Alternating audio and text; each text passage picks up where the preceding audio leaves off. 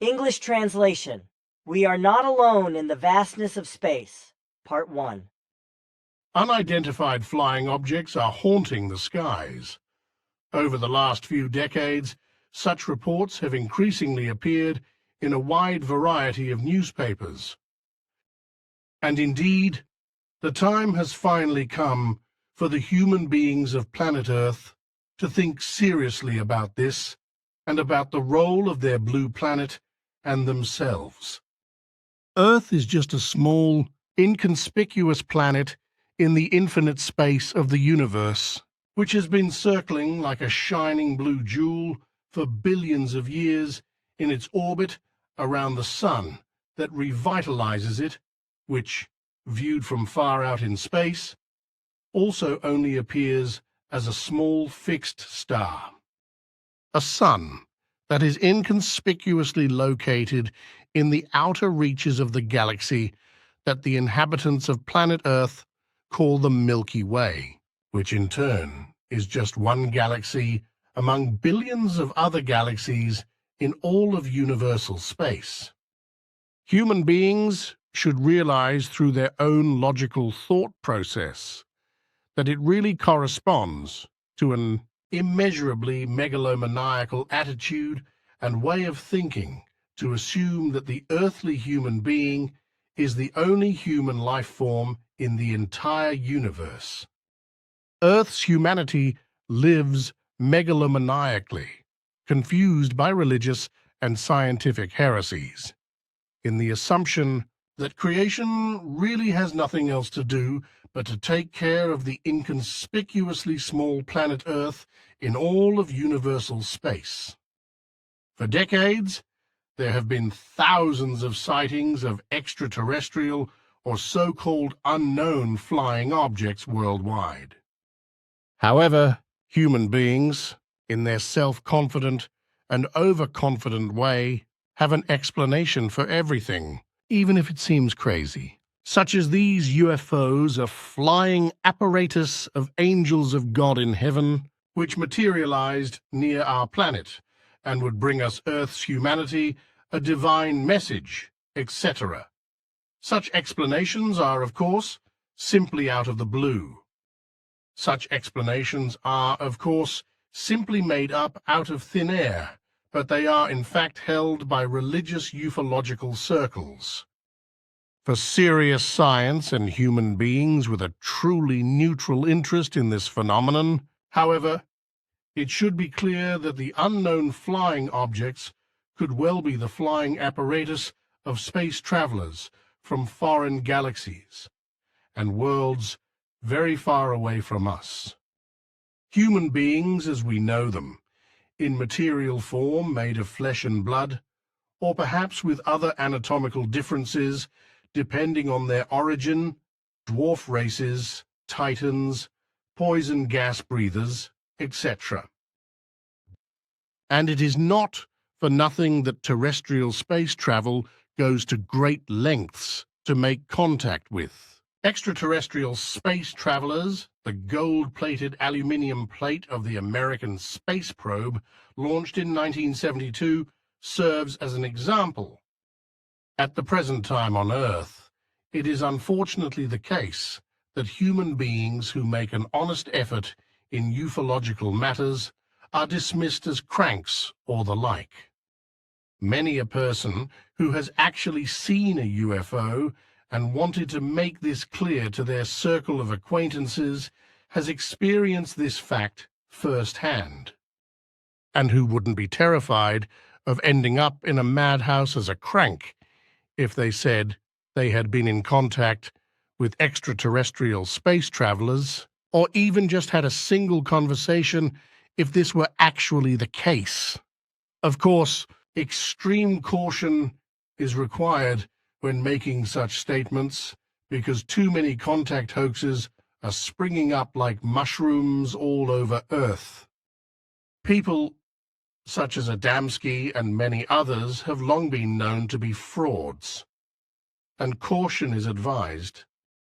However, it can no longer be suppressed and concealed that real UFO sightings have increased in recent decades. and that some of these have also been very well and seriously documented right up to recent times.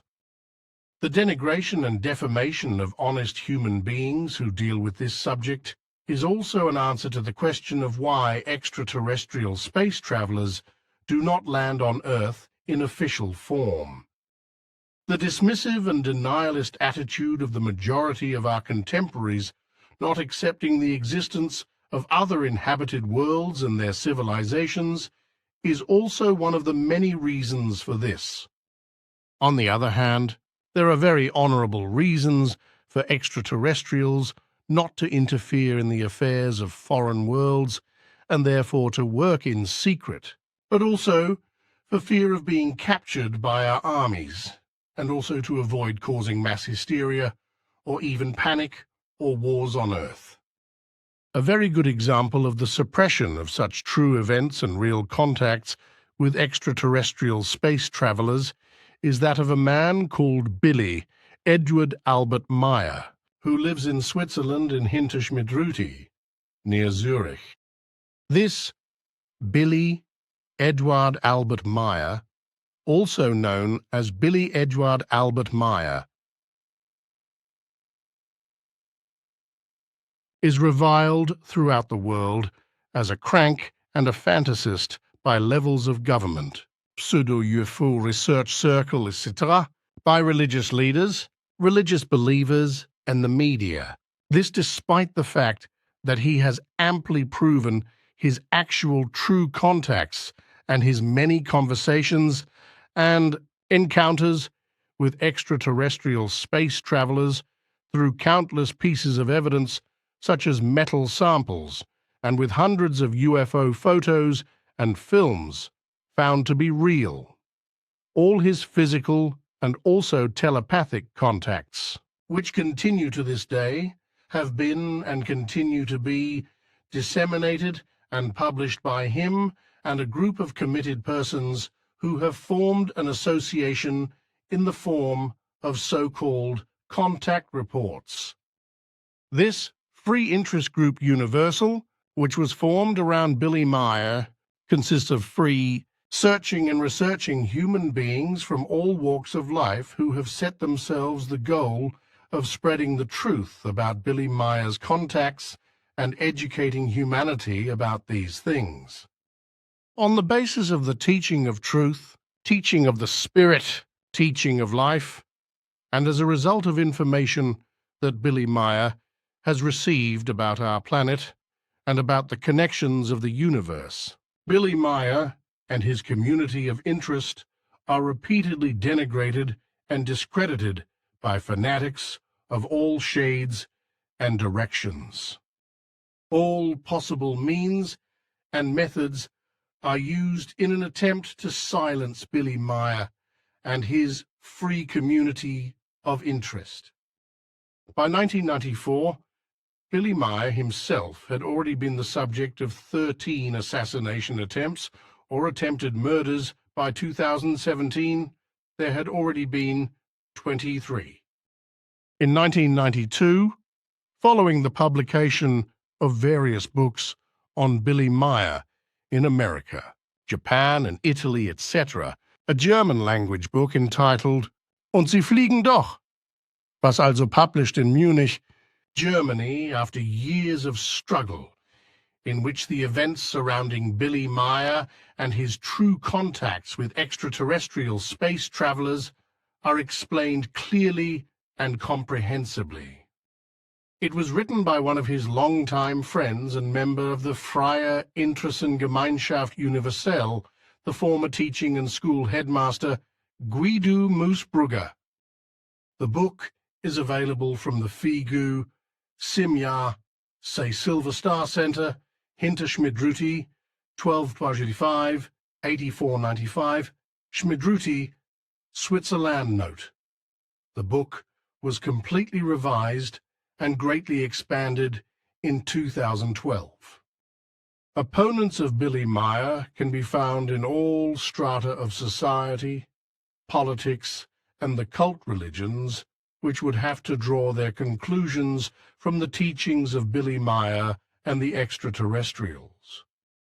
After all, what would happen to all our religions if extraterrestrials from the depths of space were to officially land here and declare to Earth's humanity that we are the only human life form known to them that is vehemently involved with cult religions and cults of gods and idols in a delusional and unrealistic way, and is bound to them in a confused belief?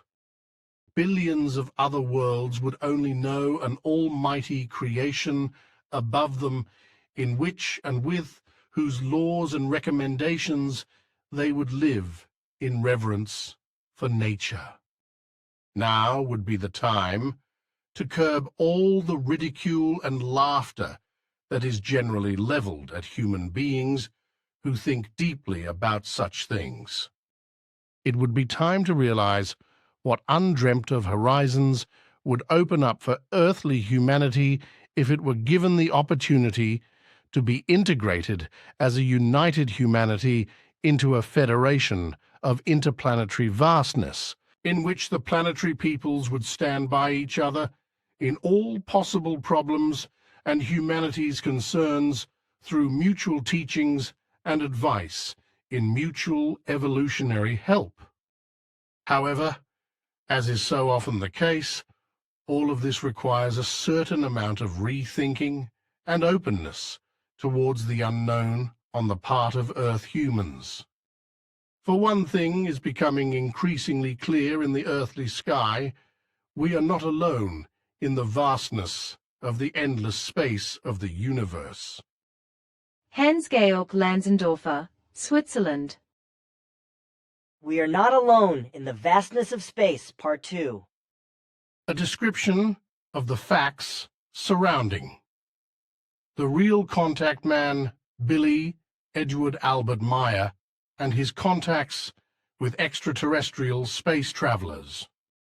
There is nothing special about the small village of Schmidruti. Nestled close to a mountainside, it is seemingly insignificant. The path to Hinterschmidruti leads past the Freihof. The only restaurant passes the Schmidrutiwald forest and the timber yard and leads almost seamlessly into the Hinterschmidruti farmstead. But only almost, because the sudden lush variety of plants and the aviary with the small white statues in front of it is striking. The small pond, surrounded by dwarfs and coloured stones, into which a trickle of water splashes, cannot remain hidden from the curious eyes of the visitor. At first glance, this place seems to have nothing unusual about it. But appearances are gayvolt deceptive. Hinterschmidruti is the headquarters of the FIGU, the Freie Interessengemeinschaft Universelle, a centre, unique of its kind in the entire world, the starting point of great knowledge and creational life teachings. Billy Edward Albert Meier lives here, far away from his nearest neighbours. According to his own statement, he is currently the only human being on Earth who is also in physical and telepathic contact with extraterrestrial beings. These extraterrestrial contact persons are spacefaring human beings from a planet in the Pleiaren star cluster. According to them, they call their home planet Era, which, together with 3 other inhabited planets in their solar system, revolves around their sun, called Teget. Billy Meier no longer speaks to the many visitors from all over the world himself. This work is done for him by the members of the Free Interest Group, which was founded by Billy Meier in 1975. Only very rarely and only at very special moments does he talk to a few visitors in person. Most people, that is to say, visitors, just want to know the latest news about the UFOs and scour the slopes above the farm in the hope of discovering a tiny piece of a spaceship somewhere and taking it home as a souvenir. Some of these visitors, for example, have literally cleared away the numerous small glass stones that used to adorn the fairy tale pond in front of the house. If a flock of birds flies past somewhere or the washing machine roars through the corridor, the buzzing of a spaceship is immediately assumed to be behind it.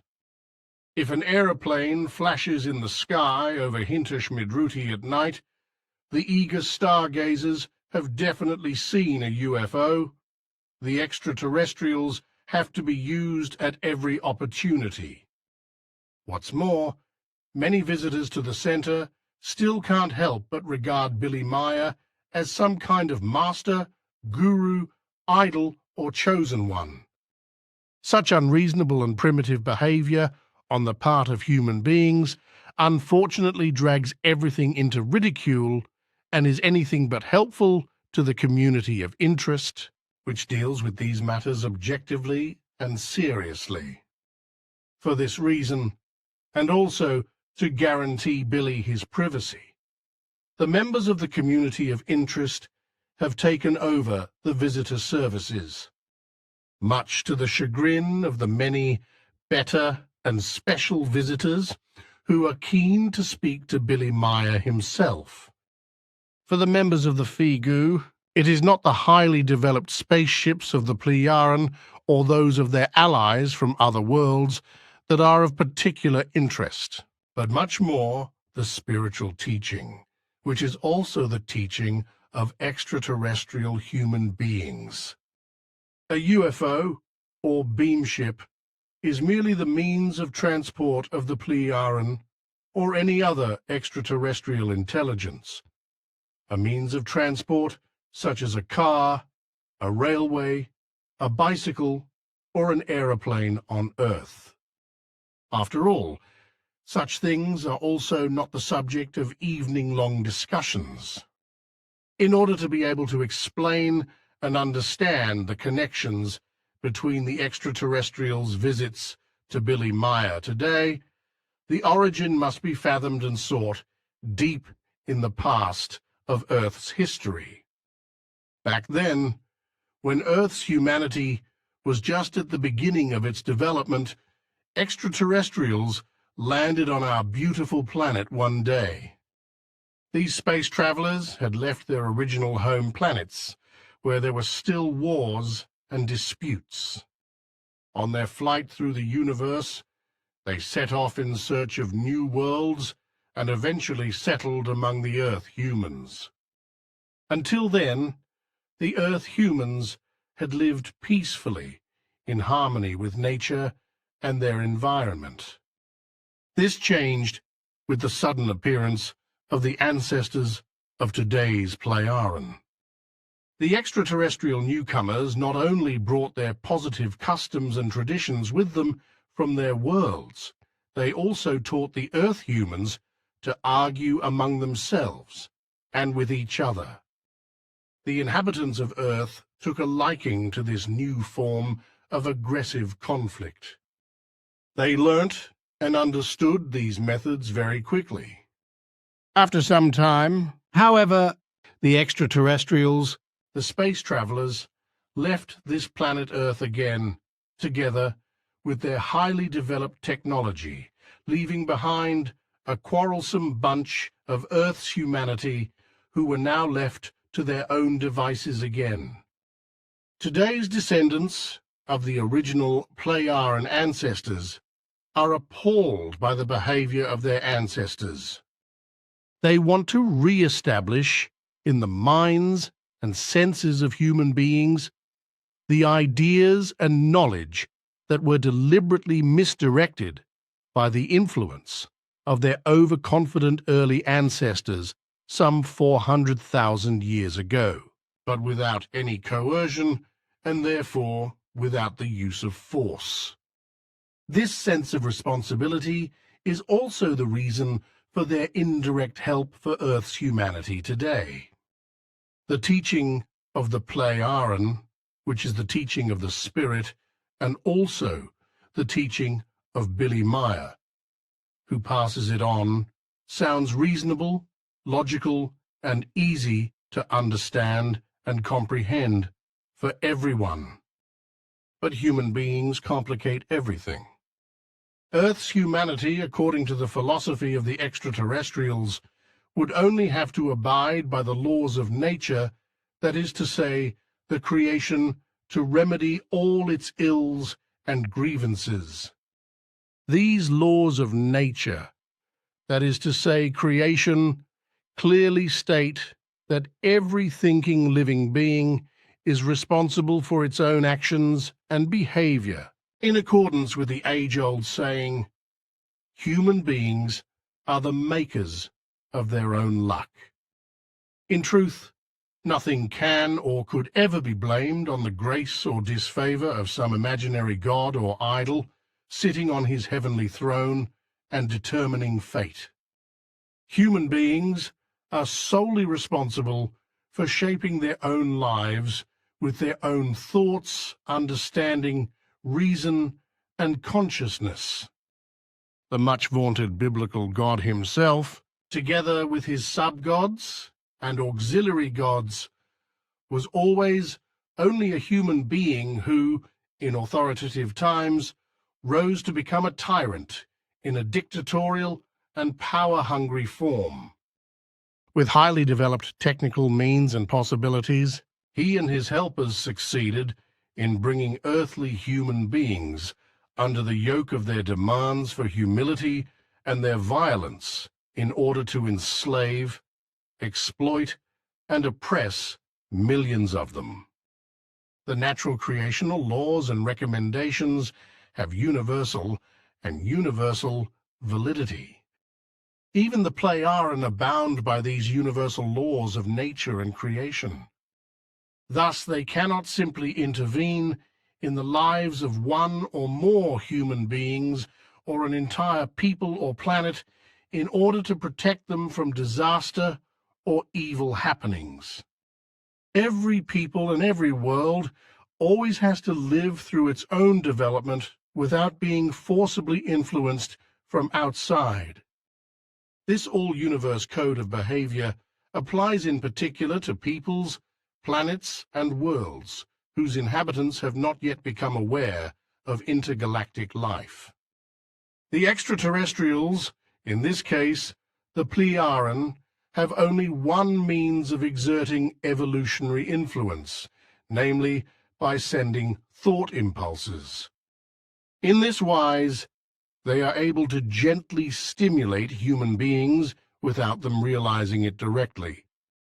Those affected perceive these impulses as their own ideas from their mind-reason-consciousness block or subconscious, think about them, and are not surprised. In this way, the Pleiaren act true to the guideline. If human beings do not learn to think, act, and do the correct thing themselves, then it is also no use trying to change them through coercion. Human beings only gain knowledge and learn lessons from all things and issues when they fathom and decide everything for themselves through their own thought processes, and thus also learn to take responsibility. Billy Meier has already been a contact man for extraterrestrials on planet Earth in his previous lives. He was thoroughly prepared for his current work and task as a contactee during many previous incarnations. The Pleiaren, who are more than 20 million years ahead of Earth humans in their consciousness, spiritual evolution, have initiated him anew in every life as a messenger into everything he needs to know to fulfill his mission on Earth.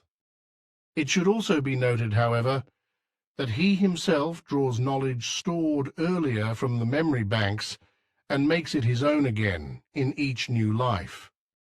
This is also the explanation as to why Billy Meier is the only human being on Earth to have become a contact with the Pleiaren. Billy Meier had his first encounter with extraterrestrials at the age of 5, after he and his father had sighted a round disk above his home village of Bulach in 1942. After this experience, he was later called by an old extraterrestrial man named Svarth for a first contact. After Svarth was no longer able to maintain the contacts and teachings to the young Edward due to his age, the contacts were continued by a young woman named Asket. In later years, these contacts were replaced and continued by the Pleiadian Simyasei. In the years that followed, more and more contacts were made with many other contact persons such as Quetzal, Ptah, Manara, Plaga, Izados, etc. The Pleiadian have a life expectancy of around 1,000 years. However, time plays a very special role for them. Billy has also had his problems with this. For example, if we think of a period of perhaps 2 months, the Pleiadian reckon 2 years. Billy Meier usually receives notification of a contact by telepathic transmission. In earlier years, someone was allowed to accompany him until shortly before the agreed meeting point. A person whose reliability and friendly disposition had been carefully checked by the Pleiadian beforehand. The alien ship was protected against unwelcome observers by an energy shield. However, only Billy himself came into the immediate vicinity of one of their ships.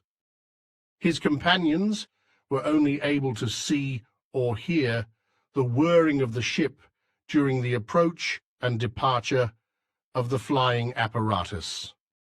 Since November 1989, the extraterrestrials have been visiting Billy Meier directly at the center in Hinterschmidruti. Between the 10th of May 1983 and the 21st of May 1984, Billy Meier wrote the book OM. This work is partly the result of telepathic cooperation with the Isesh Wish Shrut Ptah from the planet Era. The book OM explains the events on Earth at the beginning of humanity, lists the laws and recommendations of creation, and explains the most important creational rules of order and guidelines. It is a book of knowledge and wisdom. It also explains the purpose and tasks of human beings in material and spiritual life. Various other publications have also been produced, thousands of pages of contact reports and writings on spiritual teachings, books and writings instructing on all forms of life organization, the doctrine of creation, and borderline and spiritual sciences. A magazine called Voice of the Aquarian Age is also published every 3 months. Billy Meier is supported by the FIGU, the Free Interest Group Universal. This is a venerable community with around 30 persons at its inner core. They are ordinary human beings who have a day job. They can therefore only devote themselves to working for the community in the evenings, during their free time, and at weekends. Billy Meier can firmly rely on the cooperation and cohesion of the members of this community. Visitors to the center, who come from all over the world, often have the most unusual wishes and requests. For example, they also always try to find out something about their past incarnations through Billy Meier. However, these are things and facts that Billy Meier generally keeps quiet about, because all too often such information has been misused. Reincarnation is a law of nature. Human beings should first learn to come to terms with their present life themselves. Only then, when he is able to understand the deeper connections of reincarnation and the knowledge of past incarnations is beneficial to him, can he endeavor to deal with these things. The majority of Earth's humanity, however, is only on the threshold of recognizing the rebirth of the spirit form in new material, fleshly human bodies in accordance with natural law. Doubters have made Billy Meier's life difficult time and again since the beginning of his mission. In the course of his life, he has repeatedly had to fight against harsh hostility. Many human beings initially rejected him vehemently and literally threw boulders in his path. However, this has changed over time, and many former critics now walk around the site in Hinterschmidruti in amazement at everything that has been created, as the farm was in ruins just a few years ago and was renovated and rebuilt by FIGU members in the sweat of their brows. Likewise, scientists have always dismissed Billy Meier as a crank and a fantasist.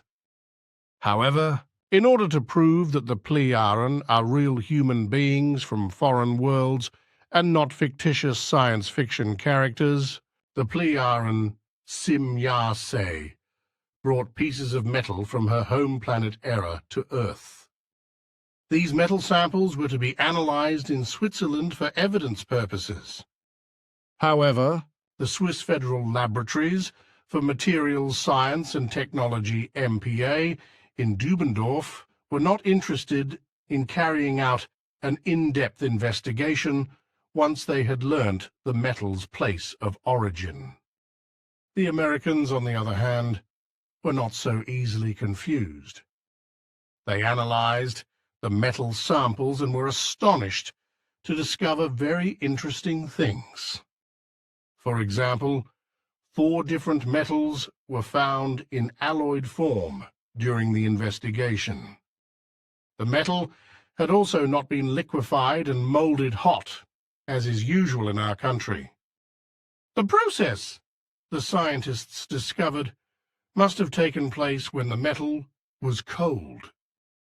The experts came to the conclusion that if humanity wanted to produce such an alloy, it would have to continue its technical development and research for another 150 years in order to be able to develop all the prerequisites for such an alloy. The results of this research have been recorded on a video film and are accessible to everyone. It is not only the Plejaren who are scientifically active on Earth. According to the Plejaren, there are another 8 races that are on Earth for study purposes. However, they all look like human beings. According to the Plejaren, things are very different on their world than here on Earth, also in terms of external circumstances. They have not fought any wars for 53,000 years. Environmental pollution of any kind is absolutely unknown on the planet Era. Every inhabitant works 2 hours a day for the community. Apart from their enormous advantage in terms of intelligence, knowledge and spirituality, their needs and daily occupations are similar to those of human beings on Earth. Of course, the free community of interests also reaches the masses of Earth's humanity with public relations work. In lectures and publications of all kinds, such as newspapers, magazines, books and newsletters, or on the internet, etc., attempts are repeatedly made to draw the attention of human beings to certain topics and facts. For example, since 1953, Billy, and since 1975, also FIGU, have repeatedly drawn the attention of Earth's governments to the dangers of overpopulation. In 1993, more than 7,000 government agencies, radio and TV stations, newspapers, world organizations and various institutions, etc. around the globe were once again contacted to draw attention to this urgent problem and offers suggestions for solutions. In general, the multiple overpopulation of our Earth is considered to be one of the main problems to be solved most urgently, as the Plejaren repeatedly mention. There is hardly any evil in any form that has not been caused or continues to be caused by overpopulation, even if this might not appear to be the case at first glance. For example, the overexploitation of raw materials, environmental disasters, storms, and often also earthquakes and even volcanic eruptions can be traced back to the overpopulation of Earth's humanity, that is to say, to its machinations that disrupt and destroy the natural cycle. Even the dangers of dwindling ozone and the imminent threat of a hole in the ozone layer over the poles and the Earth in general were reported to the relevant authorities by Billy Meier as early as 1975. As usual, however, without any success or reaction. Despite the many facts and incidents and the countless proofs of the true existence of the extraterrestrials, the Plejaren, the members of the free interest group, are ridiculed and laughed at as cranks and fantasists. But the Simya Silver Star Center is unanimous in its opinion. Those who laugh at us today will one day see what they were really laughing at, their own low intelligence. For a long time, Billy Meier was no longer able to write down the contact conversations with his extraterrestrial friends due to an accident. Since the 19th of November 1989, however, this has changed again, and after a long break in contact with the extraterrestrials, official contact with Billy Meier was resumed, also because his health had recovered to such an extent that he was able to write down the contact conversations again. However, it will probably be some time before Earth's humanity is able to recognize the true task and the true background to the mission of Billy Edward Albert Meier and the free community of interests. Because, as the old saying goes, one fact has also proven to be true for Billy Meier. The prophet is nowhere so little valid as in his own country. Hans-Georg Lanzendorfer, Switzerland.